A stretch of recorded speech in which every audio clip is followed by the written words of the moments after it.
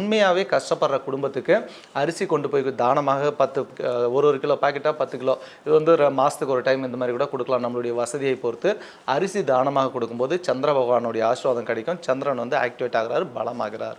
ரெண்டாவது, நீர்நிலைகளில் கடலில் வந்துட்டு கடல், ஆறு, குளம் இந்த மாதிரி அடிக்கடி வந்துட்டு நீர்நிலைகளில் போயிட்டு குளிக்கணும். நம்ம வந்து பாத்ரூமில் குளிக்கிறத விட அந்த திறந்த வெளியில் இருக்க, அதாவது எப்பவுமே அந்த பௌர்ணமி நில வெளிச்சத்தில் பார்த்தீங்கன்னா கடல் அலைகளெல்லாம் அப்படியே துள்ளிட்டு வரும். அந்த கடல் பரப்பில் போயிட்டு பௌர்ணமி நிலவு வெளிச்சத்தில் பௌர்ணமிக்கு 2 நாள் முன்னால் 2 நாள் பின்னால் அந்த 5 நாளுமே நிலவு வந்து நல்லாவே பிரைட்னஸாக இருக்கும். அந்த டைமில் வந்து கடலில் குளிக்கிறது. ரெண்டாவது, கடலில் விளையும் முத்தை வந்து மாலையாக அணிந்து கொள்ளும் பொழுது, அதே போல் கடலில் கிடைக்கும் அந்த சங்கு வந்து நம்ம ஒன்று வாங்கிக்கிட்டு நம்ம ஒவ்வொரு சிவாலயத்துக்கு போகும்போது அந்த இடத்துல வந்து நம்ம சங்கு வந்துட்டு நல்லா பலமாக மூச்சு நிறுத்தி இழுத்து ஊதும்போது, ஏன் எங்க சொல்கிறோம், சந்திரன்னா நுரையீரல்.